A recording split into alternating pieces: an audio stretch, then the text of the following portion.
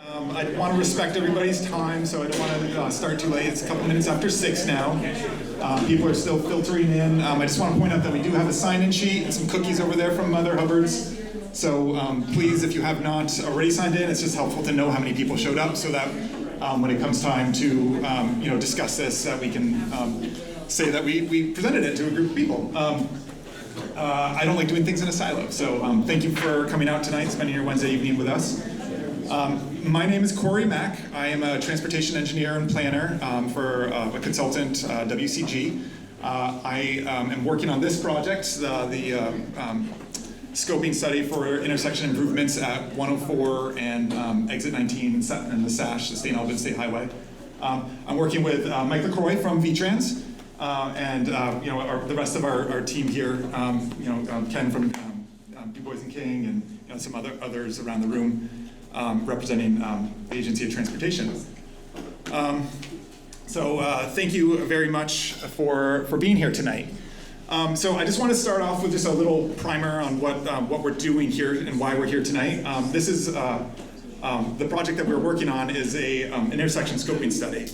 And I just wanted to just briefly touch on what a scoping study is. It's a part of the project development process where you are evaluating alternatives and coming up with a recommended way forward. It's kind of a midpoint step that has the options, or it presents to the public, and the public has a chance for feedback before moving forward into design, detailed design, and then finally construction. So we're in the early to mid phases of improvements at this intersection. So that's not to say that this hasn't been thought of before, and I'll get to that in just a minute, but this has been an intersection that's been studied for a number of years, starting before my time in 2002, then again in 2009. So the purpose of this project is really to refresh those previous analyses. So we're updating the traffic volumes, we're updating the crash data, we're rerunning the models, we are modernizing the designs so that it's we're putting the best practices forward so that we can ensure that the intersection that we're planning for is the safest alternative and can address any type of capacity or congestion issues that we're trying to identify. So I'm sure we're all very familiar with the existing intersection. When I was coming to sit here today, or set up to this afternoon, I myself sat in a fairly lengthy queue coming off of exit 19. So that was just a one-off example of what we're all familiar with. Also, Route 104, northbound in particular, has a lot of capacity constraints in there. We have the freeway right to the east of the intersection. You have the St. Albans State Highway, SASH, coming in eastbound, which is a direct connection into the city. And then also 104 crossing north and south there. There have been improvements in the last years to try to address capacity issues as they've been coming up. So like the southbound left turn lane was added 20 years ago. There's been just kind of tacked on solutions to try to address the capacity. But the purpose of our meeting tonight is to really come up with a much more comprehensive solution to safety and capacity. And just so that we know, this summer there's going to be another one of these quick build kind of solutions where the Agency of Transportation is coming in and they're going to be adding a right turn lane coming off of exit 19. So then the eastbound approach will have a the westbound approach coming off of the highway will have a left turn lane, a through lane, and a very short right turn lane. And that's just to try to get a little bit more capacity there so that the right turners can get out of the traffic flow and perform a right turn on red, or even have a green arrow in some cases when the southbound left is going.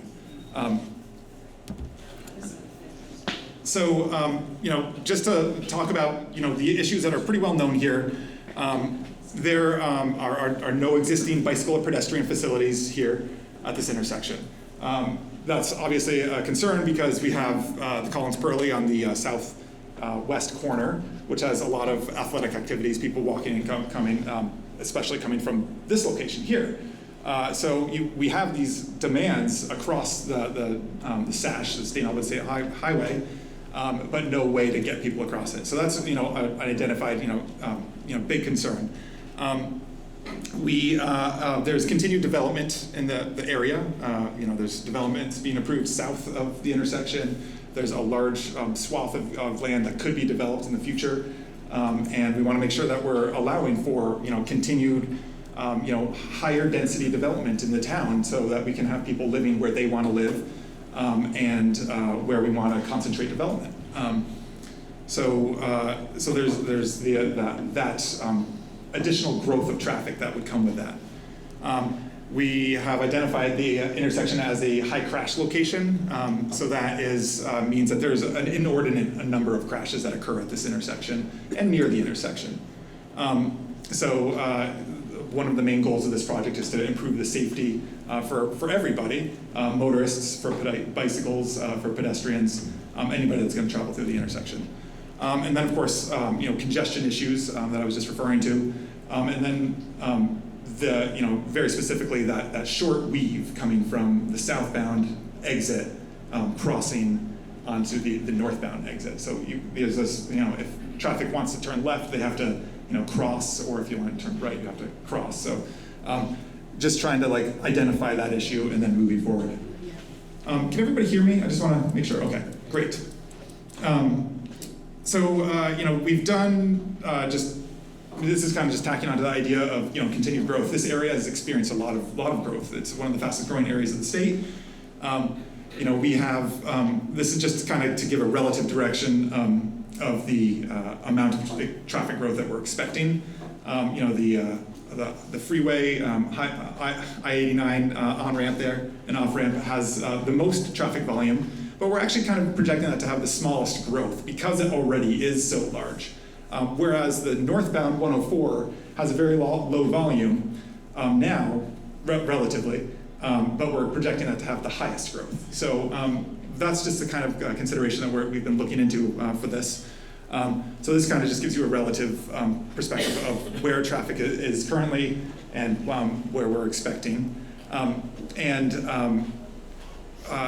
I lost my train of thought, but it's okay. You can, yeah. No, I was just curious. You talk about northbound 104 developing, but coming in from Fairfax, that stretch of 104 has a lot of, that's got a lot of heavy traffic now and has a heavy potential, I think, as well. And you can sit for 5-10 minutes trying to get out. Yes, yeah, that southbound left turn lane, it's over capacity right now. It's definitely something that we've been seeing, and that's a very heavy traffic flow, especially in the morning. We've seen that. So you're addressing all of those kind of because there needs to be a right-hand turn lane there as well. Yeah. Heading north. We've tried to identify all of those issues. And so we'll get into some of those like the volumes. I don't get into specific traffic turning movements and stuff on this presentation, but it's definitely in the project documentation. And so we can kind of go forward with that. So this is kind of hard to see in this presentation here, but this is the previous study. Like I was saying, this was done originally in 2002, and back then there was an analysis basically of the existing condition. An expanded signal and a roundabout, and at that time the preferred alternative was a roundabout. And again, this was kind of updated in 2009, very similar type of study, except this time you can kind of tell that they moved the on-ramp back a little bit, so they're kind of recognizing that weave. I'm sorry, the exit ramp there. They're recognizing that weave issue. But again, with the same type of analysis, you have the roundabout and the signal, and the preferred alternative was a roundabout. So the current study that we're doing now, we basically are recreating this thing. We're not trying to come up with some innovative new alternative intersection design because we have some existing constraints there that we're trying to meet. So the existing do-nothing, condition here is presented in this drawing, which includes that right turn lane coming off of I-89. we have basically a similar type of signal alternative here with dual left turn, southbound left turn lane, and dual, it doesn't have, yes. So that's the largest change there would be just the dual southbound left and allowing a right turn lane. And also you'll notice that the on-ramp, the off-ramp has been pushed back further also. And then there's a variation of this that includes a dual southbound on-ramp. So I don't know if you can kind of tell that now there's two southbound lanes that can come off of if you were to head towards 89 southbound towards Burlington.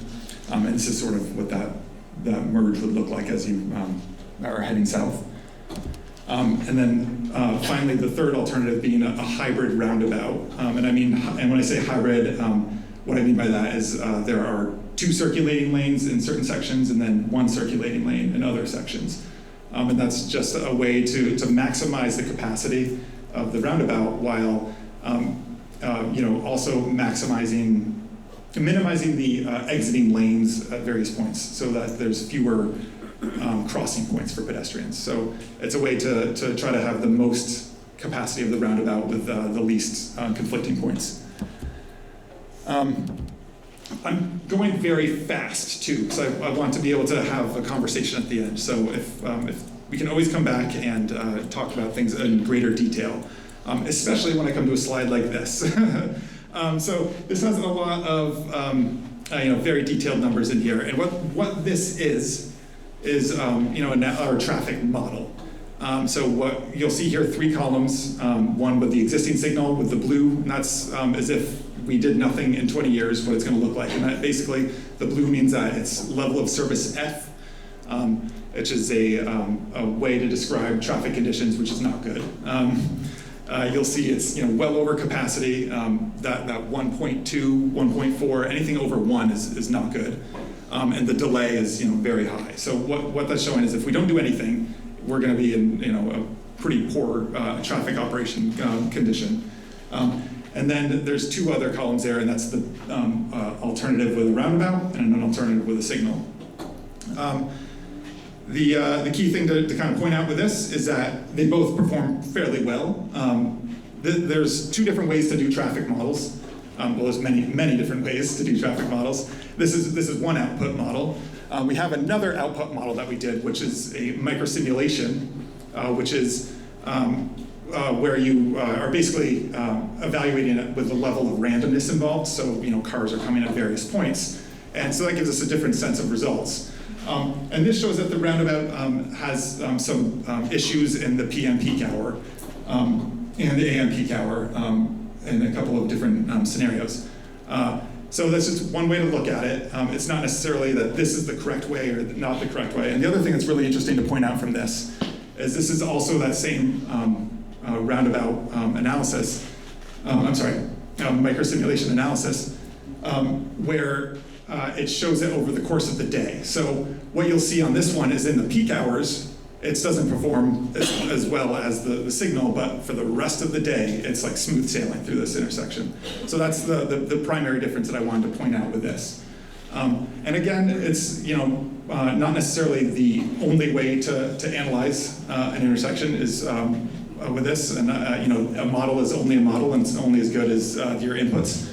So this is just a way to try to approximate what things would actually look like. So when we just go to look to compare the 3 alternatives, obviously the do nothing, it doesn't really achieve what the purpose of this project is, which is to improve safety for everybody traveling through it, reduce reduce congestion, and it's it doesn't really meet the purpose of why we're studying the intersection and what we're trying to improve. Both the roundabout and the signal improve those key metrics.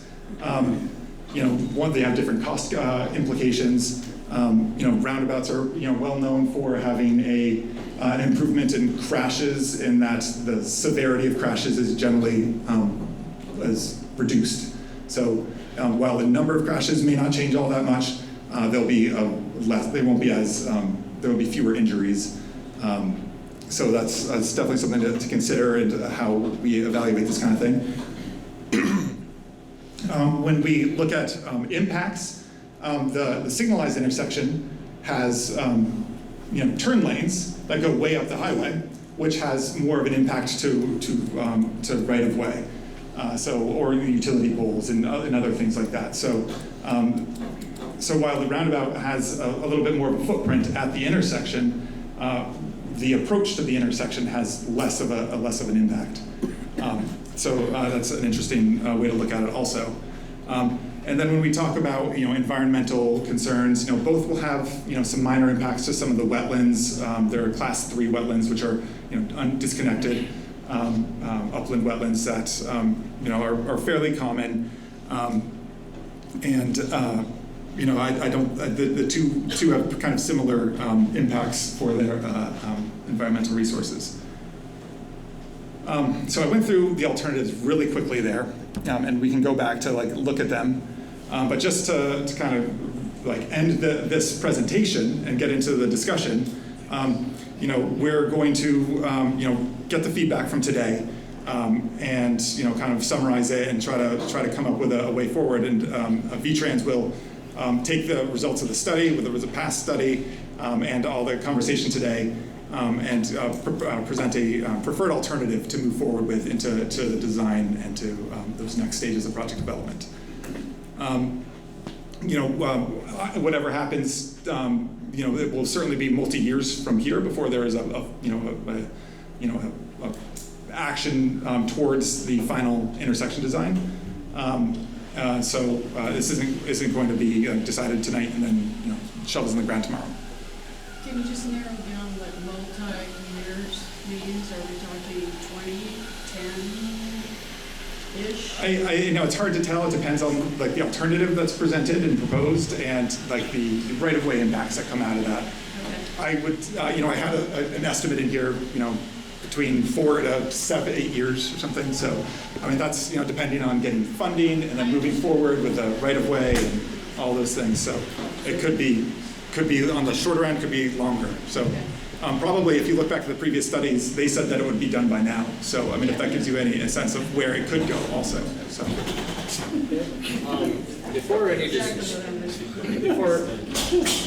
I'd love to hear other people's ideas. I have some of my own, but when you're talking about something that's down the road already, yet to be decided, can you explain why the trees have already been cut there? I don't know particularly which trees you're talking about. It might have something to do with the upcoming, this project. Is it on that corner, the northeast corner? Are you referring Exit 19. at the interchange itself? Northbound Alfred. Yeah, so it's not related to this project at all, but I don't know what it is related to. The Fort You Telephone. can find that out. The whole island right there in the middle has been Clear cut. Right. clear cut, and it's it's just only been bushes. So I kind of thought it had something to do with this, there's already a plan. Not in this. It could be just general highway maintenance. It could be ditch clearing or sight lines, or I'm without seeing it more specifically. It's in relation to the federal clear zone on the federal highway that VTrans is trying to maintain. So a clear zone, so to maintain recoverable area for a vehicle that might go off the road. I have a question.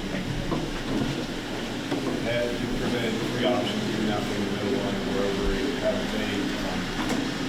put an option out there to add more exits on ramps to this area. We have only 2 serving this greater area.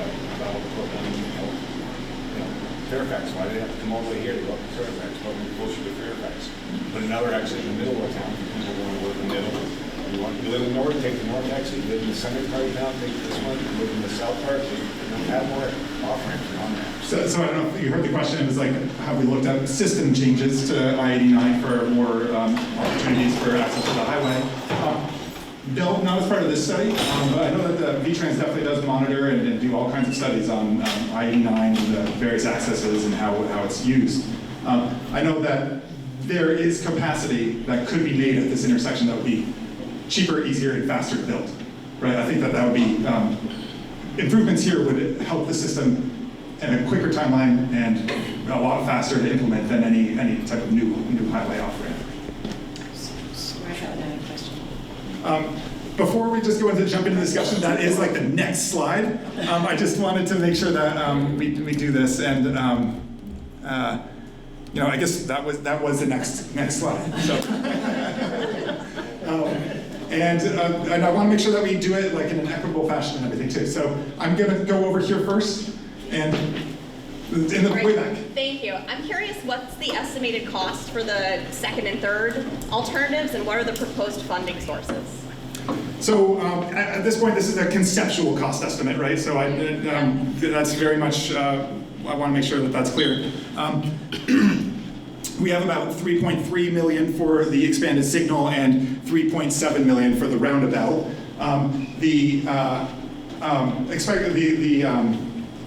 Funding sources, are yet to be developed. It's a matter of getting onto the transportation plan. I'm sure V-Trans can help guide that conversation a lot more. I don't know if you want to speak to that at all. Yeah, those sources haven't been determined, and they won't be for several years, just because of the way we plan our projects and how we apply funding to them. So it probably wouldn't be 3 to 5 years before we know what the funding sources are going to be. Sure, but it seems more likely than not that it'd be maybe an 80-20 V-Trans type grant, or more local heavy. It would be no less than that.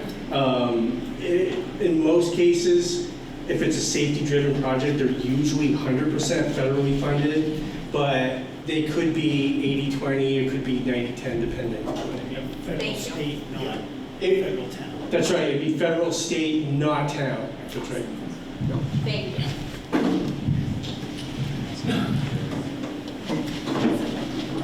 Sure. It's not maybe change exactly that, but we live off of Fairfax Street behind the complex.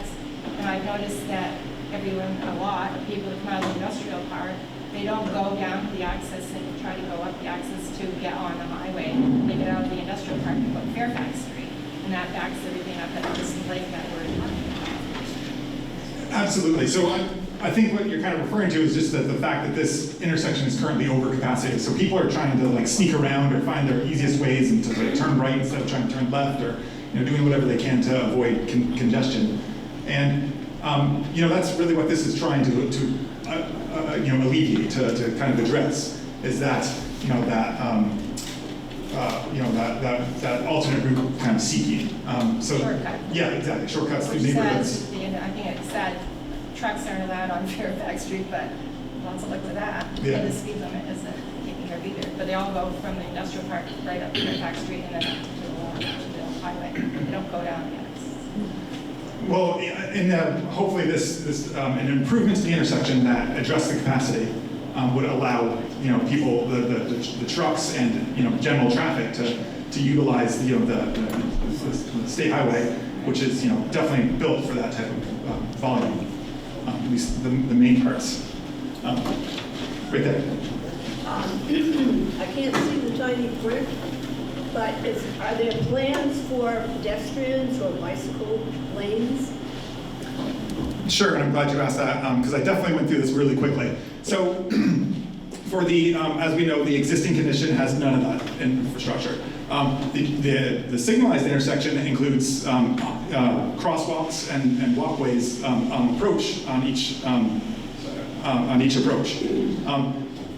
Whether I'm not sure that they would, if this were to be built in 5 years and there's no sidewalks on the other side of the road, I'm not sure it would be built at that point, but it could certainly be added as the network gets developed. I know the town is working very diligently to try to expand access throughout the town, and including along 104, there's a whole path proposal to get from the Collins Pearly up to the Hardack path, or to the park. And this is a critical intersection to be able to cross this intersection safely. So that crosswalk and probably across both 104 would be included just to get people across the intersection. The roundabout, same situation. Roundabouts are actually pretty easy to get people across to have, the walkways. They're usually yield conditioned crosswalks so that, you walk to the roadway and the approaching traffic, will see you and stop to let you to cross. And so only ever one, you try to make it so that you design it so that it's only one lane of traffic that you're crossing at a time. And depending on driver behavior, it's should be an easy crossing. But that's the two types of crossings that are provided in these two alternatives. One with a signal with a push button type of access across, or one with the roundabout where you're yield crossing across the approaches. Tagging on, are you not considering a walkway overpass that simply bypasses the roundabout entirely? Not as part of this project. It's my understanding that that was studied for a crossing along the Sash, midway between, here in the intersection to get, pedestrians from the south side to the north side. There was a variety of alternatives that were considered there. And the overpass was not presented as the preferred alternative in that other, in that study either. So no, we did not consider a grade separated crossing for this intersection. And, I saw you with your hand up. Are the predictive models capable of considering human behavior as something like a hybrid? Because I understand how they're supposed to work, but my experience is human behavior doesn't always correlate with how they're supposed to work. Yeah, well, and I kind of touched on that with the two models that I presented there, which I love traffic models, so I can talk with you all day about this. But so there's the first analysis I presented with this one. This is called the deterministic model. It means that you put the same numbers in and you get the same result out. And so that doesn't really account for those human behavior characteristics. The second one I did here, the microsimulation, that adds that element of randomness where drivers, will have certain aggressive or not aggressive driving behavior. There's pedestrian crossings at random points, that type of thing. And so that tries to account for that type of analysis. And so that's why you will see a difference in there in how it is and how it comes out in the in the analysis. It's funny, we ran it in two different types of microsimulation software, and it gives you different results each time. So the one that I'm presenting here has, the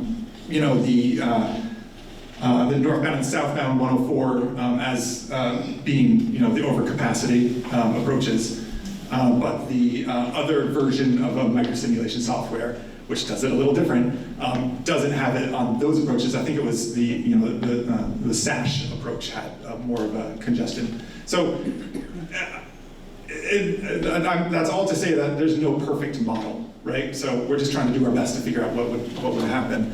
And I think that this is really one of the more telling things is that even in those poor conditions, it's only for a short period of time, and the rest of the day it should be operating very, very well. And right behind you, there's a gentleman.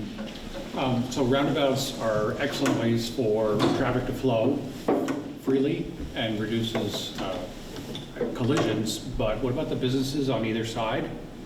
If the traffic is flowing consistently, it'll be very difficult for people to pull out, making left-hand turns out of the two gas stations.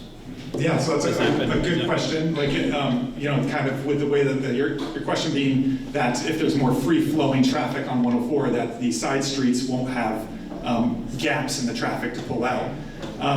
We didn't consider, analysis at those intersections, but I don't think, my impression would be that they would be able to operate still. They still have, they're several hundred feet away from the intersection, so they have opportunities to have that traffic kind of work itself out.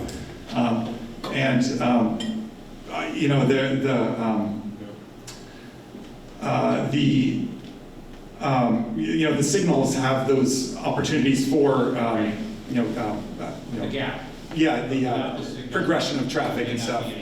But at the same time, the cues from the signal may back up and block the traffic. So and I think that we're seeing that right now in the northbound approach through the Jolly intersection. and less often the southbound approach through the Maple Fields intersection. So, I don't think that there's not necessarily a perfect solution, I guess, is my I just wondered if that was considered at all in the traffic modeling. To answer your question, no, it was not. Sir, right next to you. This is just past jobs. In a lot of afternoons, it's backed up past my business. Okay, so right now it's not working, I understand that. The light could be calibrated a little different in the evening versus the morning, and it's not currently. I've been there 25 years, so I understand. Next thing, I love the way you did Walmart, the yield, when you come off the interstate, you make the yield to Walmart. That's worked great. I didn't think it was gonna work, it worked great. Why couldn't they do the same thing on all 4 intersections here, put a yield? Be much cheaper, you wouldn't have to spend all this extra money. So like right turns or something like that? Yeah, right turns, just like you did north of town in front of the car dealership up there.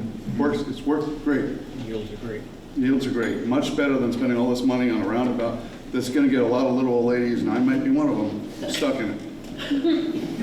And I'm sure a lot of the other people here feel the same way. If it's not a busy intersection, it's not a big deal. This is a busy intersection, a lot of big trucks going through it all the time. My wife's a legislator, I wasn't supposed to say anything tonight. But I've been driving through this thing, thinking about a roundabout. They work great when it's not busy. But this corner is busy more than just in the morning. I know you have all this other stuff, but I live there. I see it all the time. Yeah. So a couple things is that just adding those free right turns may improve capacity, but you're not going to have the pedestrian or the bicycle benefits. You still need a way, you need a good way to get across. I agree with that. We need a way, because eventually the town will modernize and we will have sidewalks there, because it's dangerous for the kids that walk there now. It's hard to get across. It's dangerous to get across, even with the light, it's dangerous to get across. Because no one's looking for pedestrians. Yeah. You're taking your life and you're handing you across that intersection. In addition to that comment is that like the wider you make the intersection, the more likely you have the right-of-way impacts and higher speed movements, which add to risks for crashes and everything like that. So, point taken. Thank you. Yes, you. Thank you. Back that. I've been on the Collins Curly for more than 25 years.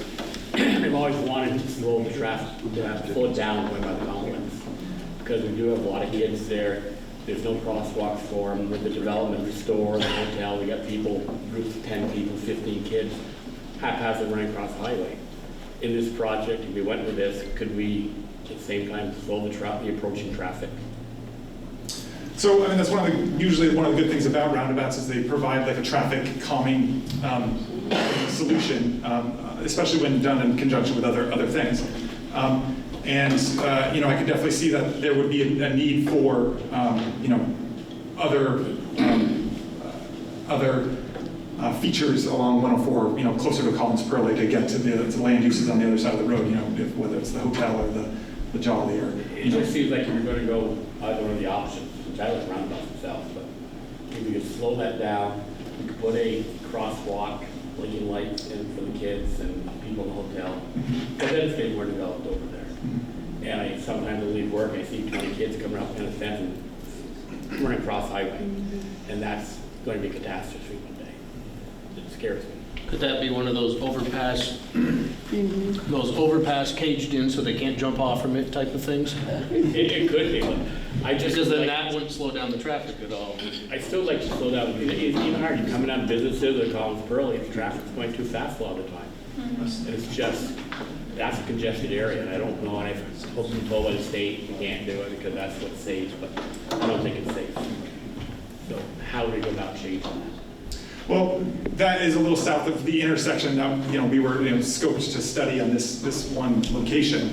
I definitely hear your concern, and I think that roundabouts are part of a solution that could be implemented there. The signalized alternative wouldn't have the same benefit of that traffic calming kind of corridor effect. Again, they sort of have to, there are certain criteria that have to be met to make the improvements down in other areas. So does any of this include when you're coming from the north on the highway? getting off the exit, and you want to cross over, you don't want to be in the right lane to go right towards the hospital, you want to go down the Main Street, or you want to go left to getting off the exit, and you want to go from over there to the very left lane to go towards the complex. It's impossible if we let you cross over. Yeah. And this is backed up. So this roundabout thing, that's further down, so that doesn't help, does it?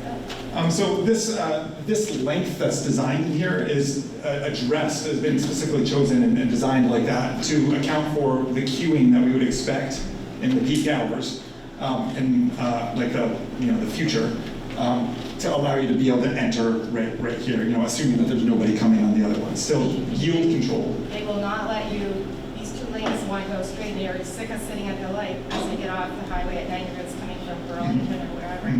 They don't let you cross over two lanes to go left. Yeah. In this situation, though, the congestion wouldn't be backed up that way, right? Like this is fixing a lot of that congestion concern, so they wouldn't have been sitting back here for 2 lights. They'll have been sitting up there for not even 1 light. So the idea is that people are getting through the intersection. There still will be a stream of vehicles that are coming up and approaching the intersection, so you'll still have to enter that stream of vehicles. But it won't be a queue that has formed and nobody wants to let you in because they've been waiting for. So you would be, instead of going across though, we would get off the exit and stay going to the right and then get into this roundabout thing? Is that how I get to go left by the company? Well, so the signal and the roundabout are 2 different designs, obviously. So in the roundabout alternative, if you want to turn left, you have to enter the lane and then stay in that left lane. If you want to turn right, you'd have to kind of merge into so this is 2 approach lanes towards the intersection. It's In either, point to make, in either case, when you get off the interstate, you're not crossing any lanes. You're merging with 1 lane and then Going you're down going and to then getting into change the after. Well, that would take care of our problem. That's major. I mean, it's a major problem because they're backed up getting off the interstate and these people are really not going to let you in. How are you going to get off that ramp at you're stopped and these cars are coming off the highway at 35, 40, same time stopped? How are you going to get in front of them? That's still the same issue. There will be traffic traveling at that 30 miles an hour or so, coming around the corner and then going to the intersection, whether it's roundabout or signal. So you will have to enter that traffic stream. Right now it's shown as like a yield condition. The previous iterations have shown that being signalized. I don't think it's necessary. Our analysis showed that it could, people can make that merge. So are those 2-lane roundabouts? So you would come off, you'd have 2 lanes, one would go right, the other would keep going until you get to where you're getting off. I've seen roundabouts with 2 lanes. Yes. And so it keeps it flowing even better because people can, like if they come off and they're turning right, they get in that 1 lane, they keep going, the others keep moving on the next lane. It's like, and the northbound approach here has a specific right turn lane. So there are 2 lanes? Yes, each approach is 2 lanes. We divided where the lanes go based on the traffic demand. And also for design simplicity, you don't want people to have to change lanes in the middle of a roundabout. So you want them to be lined up in their lane and then not have to do anything except stay in their lane to get to where they're going. So was the design intention with this. There are additional refinements. I don't want to say that this is definitely the design that's going forward. There are different ways to design this. This is just one of the alternatives that we presented. So on that point, you actually have 2 lanes in the roundabout? In a couple locations, in this particular drawing, there's only 1 lane on this approach here, which would be that northbound circulating lane right there. But on the exit going west, is that actually 2 lanes going west? That one is shown as 2 lanes, yes. Isn't that complicating the pedestrian crossing? Yes, it does. And I think that we could get away with that being 1 lane, but just for this particular alternative, it's shown as 2. The woman back there, I'm sorry, I'll go come to you right next. I forgot my question. Okay. Well, building off of that again, going back to the pedestrian, it's not further down. Most of the pedestrians are walking north to south along that road. So they're currently, it is part of this intersection, should be part of this study as far as an overpass for the pedestrians, because it's the one that they looked at originally was further down, but that has nothing to do, that was more for the community that lives across this Sash, and we're crossing to come here to school. This is looking for more of the people that are heading from the Maplefield side to the Jolly side that are often walking at night, they're often on bikes, they're runners, that's where we have that issue. Yes. It's on the west side mostly, and they stay there, but you know, as we know, people around here don't even do the walk against traffic, so. And certainly, this was intended to be designed to, you know, simplify that crossing as much as possible. And it's showing us two lanes right now, and that's only because it's kind of a complicated, you know, turning movements and everything through here. But it can be designed and refined to make that, you know, one-lane exit, which would be safer and easier for pedestrians. So the town is doing a study, that there'll be a path from Collins Purley up to Hardhack. Do we know what they're proposing? That study is under development right now, so I haven't seen a preferred alternative, but it's my understanding it's a path on the west side of the road, which is really, for my purposes, Then that makes sense, but is it going to be an overpass or can it be a tunnel? I've only been looking at at-grade crossings. I think that's, you know, a tunnel or overpass alternative, you know, was studied of the other Sash crossing and wasn't selected, so we didn't really move that one forward. Okay. I'm going to go to that back corner table because I think I saw a hand up back there. Did I not? They're not even paying attention, so that's okay. You wanted to say something? Well, I'm listening to you. The statistics didn't do much for me. It's more cut to the chase, and you're in the chase right now. Are you looking to do this as cheaply as possible or do it right? I mean, obviously to do it right, for sure. Okay, then why don't you do what most people would do in this, I think, is keep the people, the pedestrians, completely separate from the traffic, which means either over or under, and build it into the design. Yeah, it's going to cost money. But if you don't have the money to do it now, where are you going to get the money to fix it when we have more houses out here and around?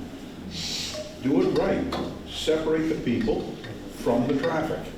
Whether it's a bridge back by Collins Purley to get over to the store, or whether it's for the bicyclists and the runners to have a way to get up and over the highway. A lot of other communities have spent the money and done it correctly. And whenever I hear you talking here, you're looking for the cheap way out. That lane coming off the highway from the north, that's a death trap. Not for the guy that's there, but for the guy that got stuck up on 89 because there's 25 cars between him and that exit. And it happens twice a day maybe, but that's not good. Are we talking about this right there? You've got to stop there. You're coming into a single lane of traffic. It would be cheaper to extend the approach lane another half mile back up the interstate so they could line up while they're coming down in there, and you still save problems with congestion. That's not big enough. I like the circle. I think the circle is an excellent idea. But that circle is not big enough. And to have 2 lanes in that circle, you talked about not having to change lanes in the circle. So I'm coming west off the highway, and I'm going south on 104. I have to change lanes somewhere in the middle of that circle. So you're talking about not doing something. You're trying not to do something, but you're creating something that's causing me to do it. And it's the same thing with a guy coming up 104 and wants to go straight through. He's got to cut across 2 lanes of traffic just to get in the circle. And he doesn't have the right of way. So, I mean, there's a lot going on here, right? Like that's definitely the point here. And all of that can be designed through good engineering. This is a conceptual design, so I don't want to get too into the weeds of like what one lane does and everything. Well, we should, because you're talking 10 to 15 or 20 years out. I'll be dead by then. But you've been talking about this for 25 years back. It's not really been fixed. So the thing to do is, let's look 25 years in the future and say, how many homes are we going to have on this property over here, or stores or whatever? How many homes are we going to have further up on 104 or south of 104? And the more important thing, the study that went out years ago that said if somebody's selected over here, an off-ramp at 105 and an on-ramp southbound at 105. Off-ramp northbound at 105, on-ramp southbound at 105. And that would take, I think it was probably a quarter to a third of the congestion out of that intersection, and then still put the circle in. Let's take the package and go right. Yeah, not to compete with Tim and Steve, but been there 30 years. I've been there 67 years. And I still own 2 of those corners. The problem with the roundabout is that if you move through the roundabout and the traffic goes on 104, either north or south, and you have intersections now where Maple Fields is, that's geared to be an intersection for future development. So it may be single. So what happens is you move your traffic through there, and then it comes to signal back up in the roundabout, you know? And so I don't think that'll work. And the same thing with towards Collins Pearland. The 2 slip lanes would work because at 3 o'clock on, everybody's making the right turn. Yes, you're making the left turn, but it's 3 to 4 to 1. Right turn to the left turn, so it would alleviate some of the pressure on the left turn if you didn't have to go through all that traffic. And I will tell you that the people are aggressive in that area, both 104 and coming on the interstate. They don't slow you and they don't let you through. So the other thing that I have noticed is that signal is computerized. When we put in Maple Fields, they were backing up from the intersection up to 36. And we got hold of the town manager, who virtually got hold of the state. I don't know if it's this gentleman or the Agency of Transportation somewhere, District 8, I guess. And they changed the timing so that they allowed more right-hand turn or left-hand turns. And so now, a left-hand turn from traffic going south on 104, getting on the interstate, it runs about 7 through green, 3 through yellow, 2 through red. And I think if you change the timing, both from 3 o'clock on till 6, 7 o'clock hour, that slip lane will take it in the morning from 6 till, let's say 9, changing the signal so that somebody coming from Fairfax is taken care of and the people going on, loading onto that. Because you must know during your studies what the patterns are. And with the computerized signals, you can change that signal so they're moving through in certain directions. That way, that takes the pressure off that intersection. And during the midday, you go there's no problem. I mean, we farm there, we live there. We go through midday, not a problem. Now, 7 o'clock in the morning, you got a problem. 3 o'clock to 6 o'clock, you got a problem. And so I think that the quick fix would be to change the computer, put in the slip lane so people coming out of Fairfax or that direction can slip onto the interstate, and then the slip lane on the other side when they come off. And that would be the quick fix. So I think that they're moving forward with most of those. As you pointed out, they're going to have a slip lane off the highway, so turn right, northbound exit. The northbound enter, turn right onto the highway. I don't think that's part of that initial project, which is supposed to be built this summer. So I think that's maybe another one of those short-term solutions that can be built while this is moved forward. The easiest thing is changing the computer. And as part of the study, this construction this summer, I'm sure that'll be revisited too. So, I'm going to go to that corner, and then I'll come back to this table in just a second. On these studies, did you look at the impact of tractor trailers? Because you have 3 sources, Barry Callebaut trucks on a regular basis, milk trucks, and then you have folks going into the wagon wheel issue coming from both north and south. So I was wondering, in these different models, can you put a volume of trucks going in there and how that sugars out? And then my other follow-up is, have you looked at the roundabout down at exit 3 on I-91 in North Brattleboro? That's a roundabout, and that has some issues there as well. And I've seen a tractor trailer crash there, and everything just gets bottled up for a long time because of the size of the roundabout. So So I was just wondering how you looked at those impact splits. So absolutely, when we do our traffic models and our evaluations, we definitely include, the amount of truck traffic that we expect on each approach.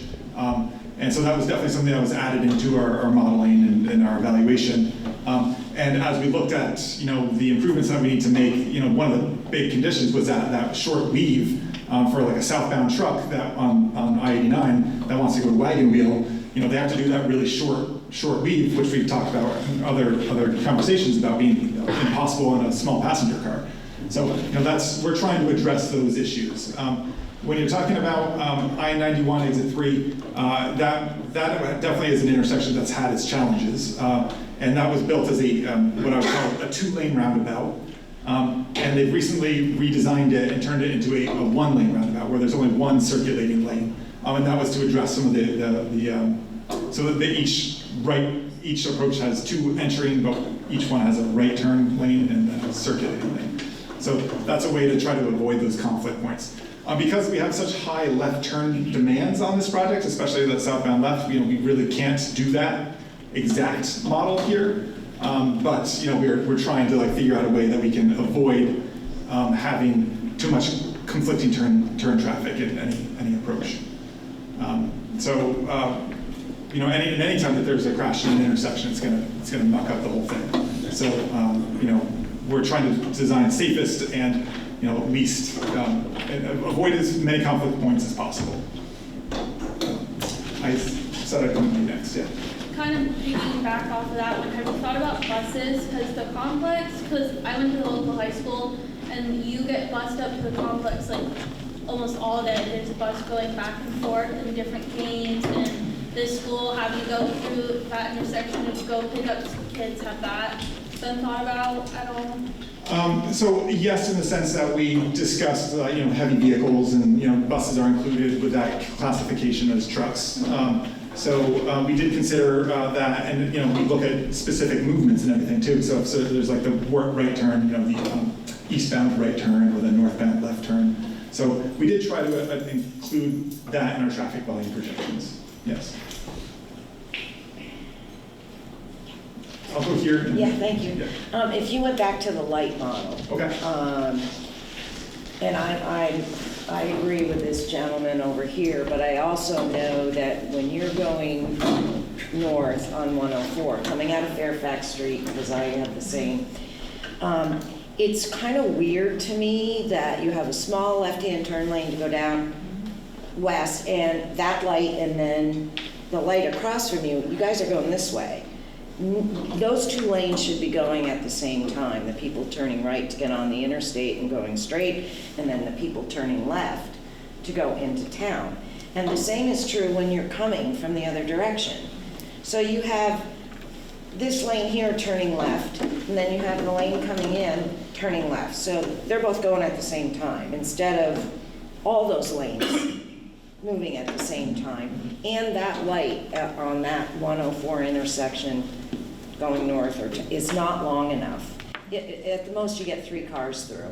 And that's why, but they're also going at random, it's just kind of strange why those lanes don't go at the same time.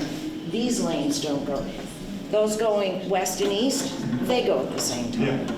I don't understand the logic in that, and I also don't understand why there's those little median things in there, which is taking up a space for perhaps a left turn lane, a straight turn, or a straight lane, and then but maybe it's too small. There must have been some logic to that at some point, but if they came out, would that open up some space? If in the interim, because if this is gonna be 2 to 5 years down the road, we need some immediate, I think, relief that might be a little quicker, like changing the lights And the lights will be changed as this upcoming project this summer is undertaken. So there will be that additional right turn lane. I believe they're going to be installing like traffic terminology, call it an overlap phase, so that the westbound rights can go at the same time as the southbound lefts. Yeah, that makes a lot of sense. Yeah. So that's trying to eke out as much capacity as we can without having to widen the intersection. So again, if you go to the roundabout model, and this is just because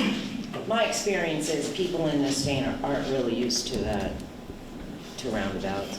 Is there any type of lighting involved in this, or is it all just traffic lights and headlights? I mean, are there any? Certainly, lighting is a critical part of safety for Right. all motorists and pedestrians and anybody crossing in the roadway. So are there any plans to put in even just some big, I don't like it, but big street poles? What you call cobra headlights or something. I'm not exactly sure what would be designed into this, but we evaluate lighting models and take lighting characteristics and try to make sure that it's illuminated properly and safely for everybody to travel through there. Yeah, and in Vermont, at roundabouts, street lighting is mandatory. It is. Yeah, I just feel like people aren't used to it, and yeah, interesting. I don't like a lot of light pollution either, but on the other hand, you're kind of shifting one for the other, I suppose, so. Me? Yes, you. All right. So I've been in other states and I've used roundabouts and they work very well. There is a learning curve, which everybody would have to go through. But on this particular roundabout, can you describe how an 18-wheeler that comes off the interstate on the southbound exit, how they would actually go through it and get to the wagon? Yes. So they come back down this intersection here. First of all, they're professional drivers, so that's helpful. So they're going to come down and they'll have to enter this free flow traffic stream coming from the northbound exit, and then they'll be positioned on this inner lane already as they travel through, which is the left turn lane, the through and left turn lane in this design. And as they enter the roundabout, they would have to not cross, kind of follow the traffic lines. It's not well drawn in this. And the idea is that it's intuitive, right? So that you don't have to change. You're not like, you don't have to use your blinker or anything. You just kind of are following your traffic lines. And it would set you into this left turn lane that you would enter on that southbound approach there. Okay, so is the orange area, is that actually an area that is rear wheels can actually track over? That's intended to be a traversable, a median. Because if they go into the outside of the lanes, then their wheels would actually be coming and encroaching on the other lane. Yes, yes. So I'm sure most of them would know that. They do, and these are designed for vehicles to be able to track and stay in their own lane. That's the a key part of this. Okay. So the actual circumference is big enough that the rear wheels will not track over into the other lane. Not on that left turn. That's what that inner that area is for. Area. Okay. But on all the other ones, yes, they can be designed to have an appropriate width. Usually roundabout lanes are a bit wider. They're 16 feet.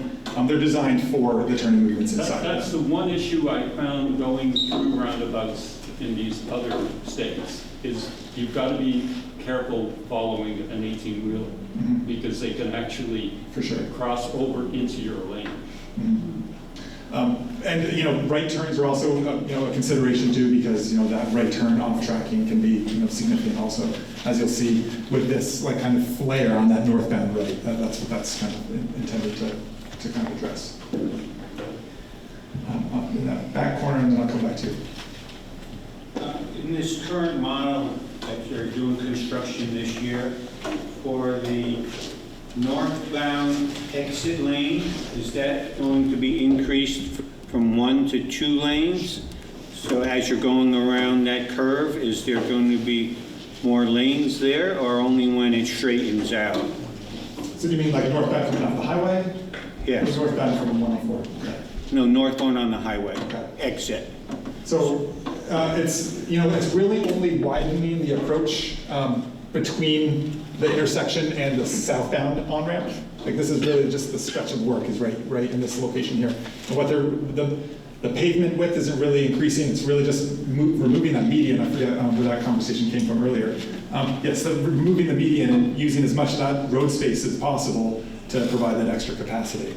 And with the intention of not having to widen the roadway, which has its own set of issues. But, and then the southbound exit is going to stay 1 lane?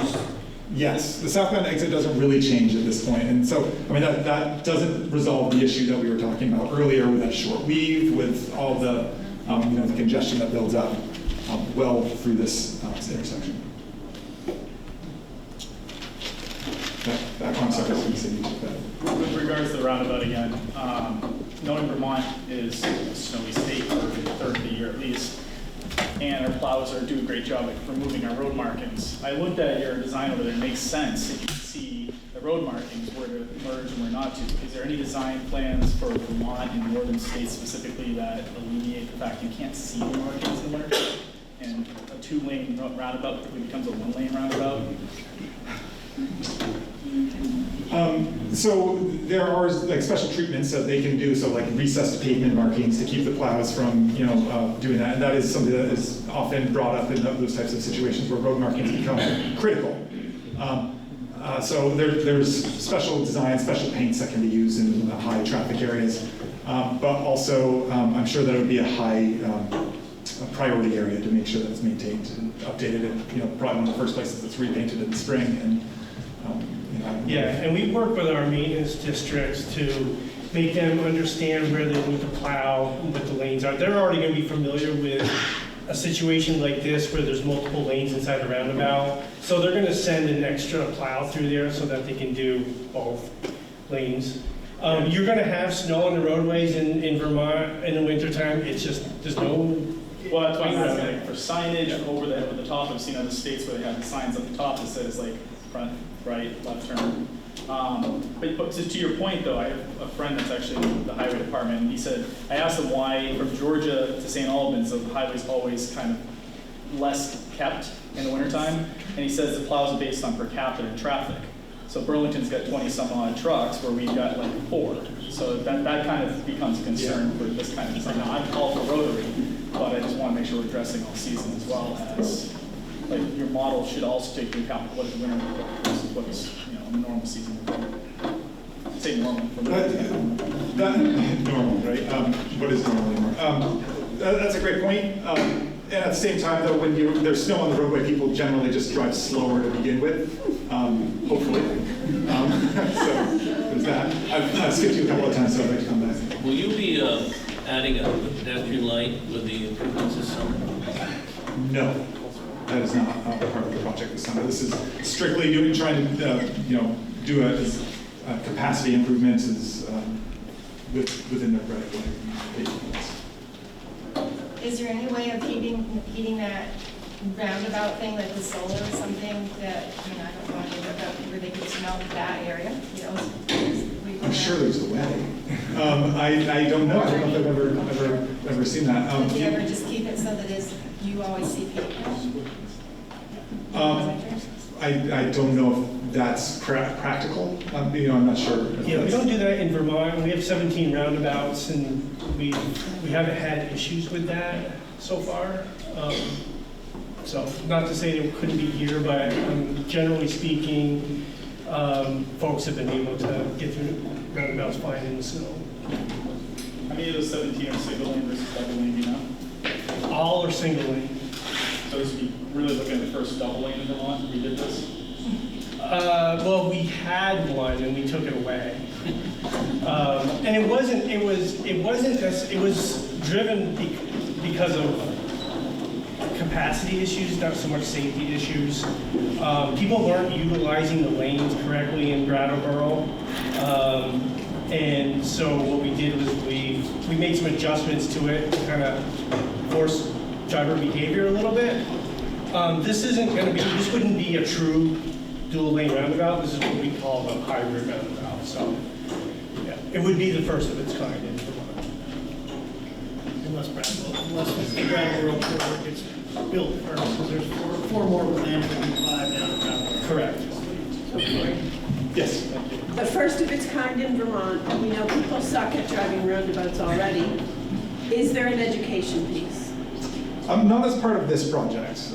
This is just, designing, planning for, improvements. So, that's, a larger, kind of question of how we're... Yeah, we would have a public outreach component to the actual implementation of the roundabout. So there would be some sort of education in the form of either demonstrations or... Like on Telburn Street? Yeah. Sheldon Street, we had some visualizations and whatnot. And actually, I think it's probably still up. You could go onto the website and check out the animations we did there. We would do something similar here. Like the DDI. The DDI at Exit 16 has, if you go to that website, you can see all sorts of animations and whatnot. So.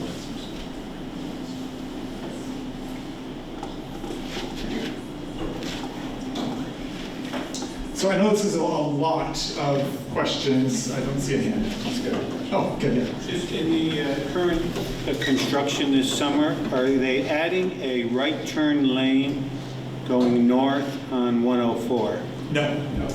Why not? Why not? Because we're doing everything within the pavement limits as part of that project. There's room there at that corner, that job. Take the median out. Fix it.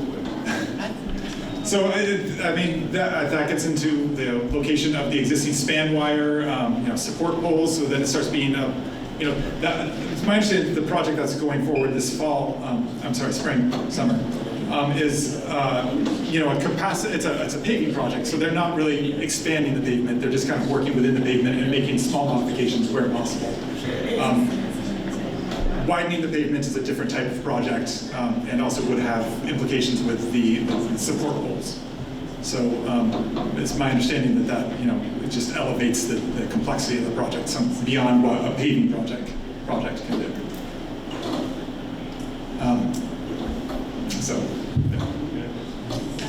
Got a question? Do you have the land to do this? So what is shown here, there are some small incursions onto the right of way on the western corners there. And if you kind of go further up and down the go up and down the corridor, you'll see that it kind of does touch into outside of that right of way for some widening. To answer your question, no, there will be easements that can be needed for construction. And that's why, when we talk about the time frame, 2 to 5 years, depends. But if you go with the light project, do you have enough land to do that? No, we run into the same types of issues.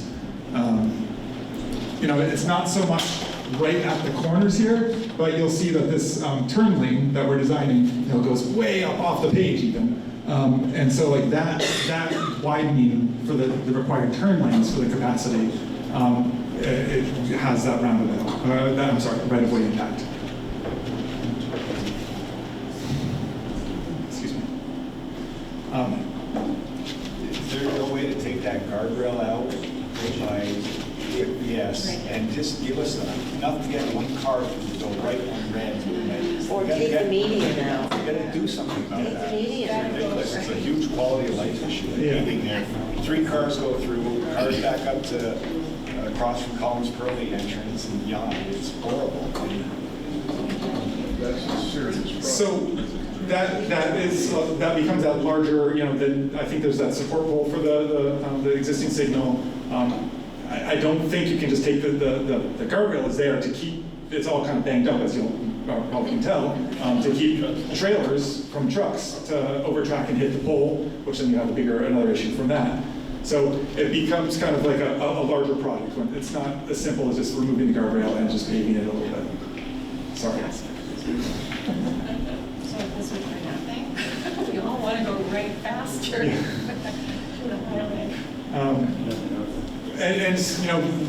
All of these longer term solutions definitely address that, turning right faster on the highway. Unfortunately, there's no simple solution or else it would be done. I'm sure of that.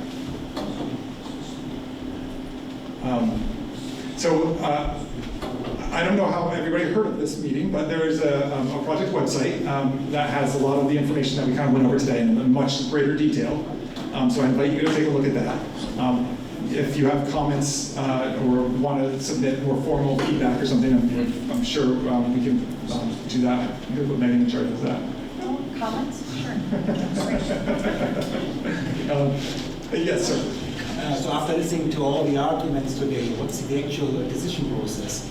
The decision process? The next steps are going to be kind of compiling this feedback and trying to figure out from what we've heard, try to distill what our key takeaways are, and then presenting a preferred alternative. It's an agency of transportation facility, so ultimately they're the deciders of what happens on the roadway. But they want to do it in conjunction, in partnership with the community and the region. So it's really then it would be hopefully something that everybody can agree is the right way forward. As we've discussed here, there's no simple solution that addresses every single concern. There's the pedestrian overpass. There's the right turns. There's like lots of different things. So we have to try to come up with a solution that addresses all of them as best we can. So that's the next step. Yes, sir. Just adjusting what you've been saying, it appears to me that if you spent the money to move the signal posts further out, extend the cable and the wires, it would cost you a lot less than a lot of the rest of the project. And you could put those turn lanes in, the right turn lanes at 3 or 4 locations all the way around. And that would alleviate a lot of the problem northbound on 104, getting in and out of the truck stops and stuff. And that may be the simplest solution of all of what you're talking about, because it impacts your turn lane on coming off the head up 104 north. It affects the right turn lane to move from 104 up to 89. It affects the right turn lane from the Sash to 104 south. Just move the darn signal poles out and then put in your gravel, pave over that, and put the lane in. Because every time we talked about the lane, the right turn lanes, your objection was signal posts. Move the signal post, save the rest. Maybe that'll work and get us through the next 20 years. That could be an interim solution, is just put the poles in if this is the preferred alternative, we put the poles there first, and then we can do another quick thing before we have the right of way for that. So see how it works. It's a lot cheaper. You're saving a lot of money. And frankly, this isn't going to happen for 5 or 10 years anyways. It's not going to be adequate when it happens anyhow. Yeah, to add to what this gentleman's saying, the constraints you're putting on this project, short-term and long-term, are damaging the design of the project. What you really need to do is open up and say what needs to happen for the best design, and then deal with the posts, the wires, the whatever. But what bothers me is the short-term project you're talking about this summer may very well constrain any potential future project, because you're locking into something that already isn't working well. So, back to you, sir. You got it.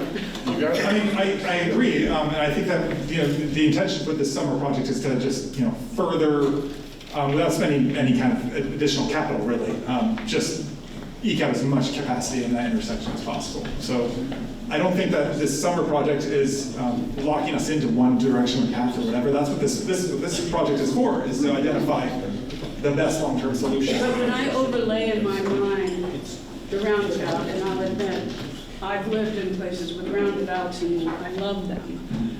When I overlay that over this, I see constraints on the design of the roundabout.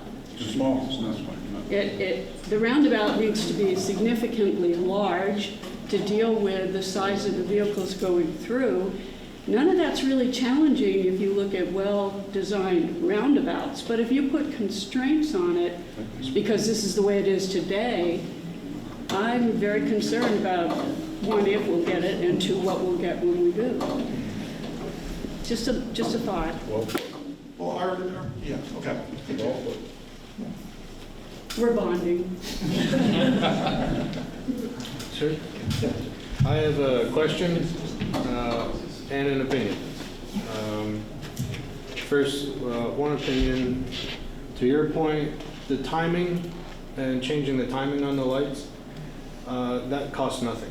Mm-hmm. And talking about, like coming out of Fairfax and going from, heading north, yeah, that lane there, yeah, and in front of Jolly's gets blocked up really, really bad.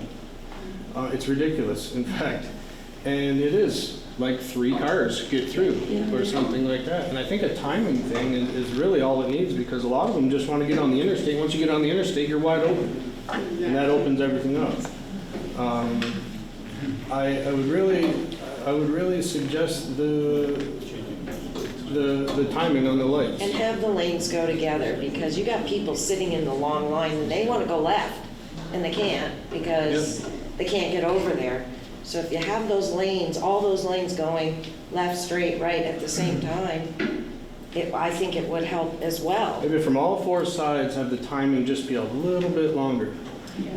Because the other intersections are far enough away. You know, the question I have now is, earlier you said that we're all here to have opinions and come up with an idea. Is everything we've been saying here being recorded? I believe the camera behind the camera, yeah, thank you. It is. And, you know, I'm not writing down every word that's being spoken, so. Sure. Yeah. But just like when you're in court, everything would be recorded. And that's the whole point of why we're all sitting here today. These are our opinions, and we're all, I think, we're all residents, or we grew up or live and own property right around this concerning area. I know I did. So, yeah. And the intention is this is going to get documented. We'll put notes. It'll be part of the overall, you know, scoping report documentation. So, you know, we're not going to have a minute per minute, you know, discussion of like who said what, but we will, you know, try to account for the tenor of the room and what's being said. And will there be any kind of a vote on this down the road for an actual decision made for this area? I don't think like a vote where people like say yay or nay. You know, the project selection process. Right. The stakeholder committee will reconvene after hearing all these, when it's all documented, consider everything. The agency then selects a preferred alternative. The preferred alternative we then take to the town, usually the select board, and we ask them to give their concurrence on it. These 2 roadways are both state-owned, so we're not under necessarily any sort of obligation or require a vote from the town to do it, but we do like to get the town's leadership on board. And usually we preface that with some of the information that you've heard today, so that the select board members who are in attendance today will hear it again, so that they can make a good vote on it. And then at that point, we move forward into design of whatever that preferred alternative is. If the town is not in consensus with the preferred alternative, then we kind of go back and we reevaluate. But that's never happened that I'm aware of. So usually it doesn't. Yeah. Okay. Thank you. Just to beat the dead horse on turning onto the highway from coming north on 104, could you take the left-hand lane, turn lane, and make it a left-hand and straight? You'd have to change the timing of the lanes, but therefore you just leave that, you let a lot more traffic get onto the highway. Because I find most of the people are going on the highway, not so many straight, very less left, but. I mean, that's a possibility. I would venture that would probably end up having its own set of challenges. Problem. As part of this study, what we were trying to look, for long-term solutions, not, trying to do smaller solutions. But usually, if you do that, then that left-turning vehicle is going to be blocking the through traffic, and then people are trying to go around, and then you have issues with, side swipe crashes. So that, My other comment or question, I don't know if it's feasible, but with the roundabout, it seems like it was getting an F on the rush hour time points. Is it possible to integrate lights with the roundabout? I don't know if that would make any sense or not. Where maybe it's just blinking yellow most of the day, but during busy times you could somehow regulate depending on where the flow needs some help. Yeah, I mean, that's an uncommon approach. Typically you're designing so that it doesn't have to be like that. Yeah. And I don't think that that's, that, like I was saying, it's just a model. I don't think that that's necessarily going to be the way that it works. It's just, when you compare the two models, the other model said that it was going to work, hunky-dory, right? So, I think that, you have to kind of evaluate all the different, ways to kind of, move forward with as much information as possible.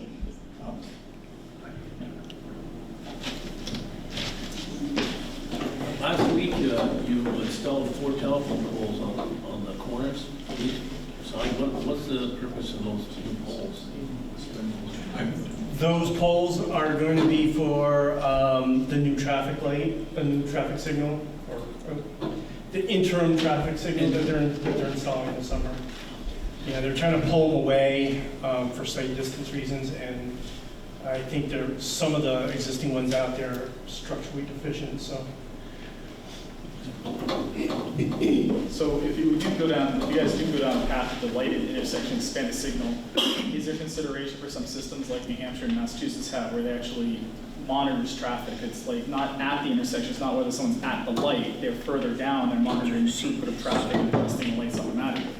Because I can even say the lights downtown St. Albans, they're set once a year, and then you realize towards the end of the year, things have changed, traffic has changed, and you still set the same way they were. So I know some of those smarter systems require less maintenance, and I know St. Albans doesn't always get the attention, so hoping the system that would maintain itself versus having someone come maintain it. Yeah, so for the new signal that's going in this summer, fall, they're going to be installing cameras that will allow us to have remote access to make changes to the timings on the fly.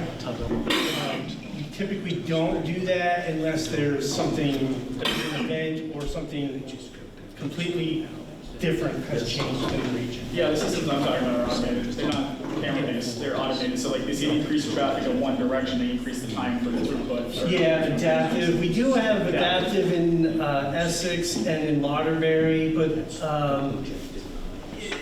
it's been kind of iffy on how efficient they are at those 2 locations. So we haven't really seen any definitive improvements to install them elsewhere.